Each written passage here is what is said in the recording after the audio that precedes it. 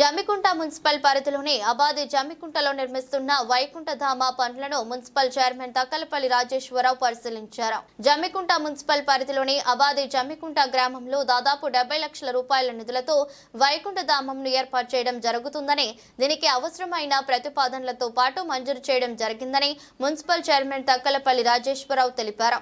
శనివారం పాలకవర్గంతో శ్మశాన వాటికలో జరుగుతున్న పనులను పరిశీలించి వేగవంతం చేయాలని సూచించారు.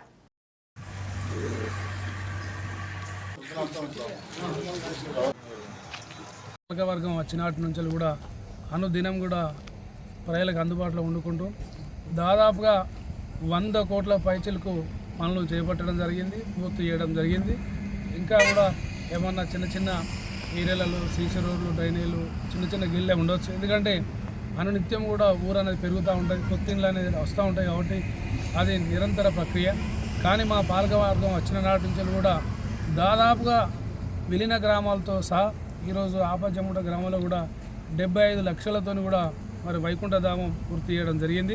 శ్మశాన వాటికకు సహకరించిన మా పాలకవర్గం, మన మున్సిపల్ చైర్మన్ తక్కలపల్లి రాజేశ్వరరావు గారికి ప్రత్యేక ధన్యవాదాలు తెలియజేస్తూ, ఫస్ట్ ఈ ప్లేస్ రావడానికి కారణం మన చైర్మన్ గారు, మా పాలకవర్గం సహకరించింది. ఎందుకంటే ఇక్కడ ఇంతకుముందు ఫస్ట్ ఈ మా తాతల తండ్రుల కాంచెల్లి ఇక్కడనే పెట్టిన, కాకపోతే ఎందుకంటే ఇక్కడ శ్మశాన వాటిక కట్టద్దని చెప్పనని గవర్నమెంట్ ఆర్డర్ ఉండే.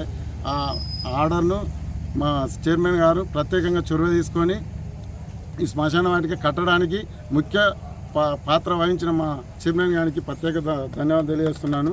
అలాగే మా గ్రామ ప్రజలు ఇంతకుముందు ఇక్కడికి రావాలంటే చాలా ఇబ్బంది పడుకుంటాం. మన వాటర్ స్నానాలకు దానికి ప్లస్ కాల్చడానికి రోడ్డు దిగాలంటే మొత్తం కంప, బొందలు, నీళ్లు, వాటర్ ఉండేది.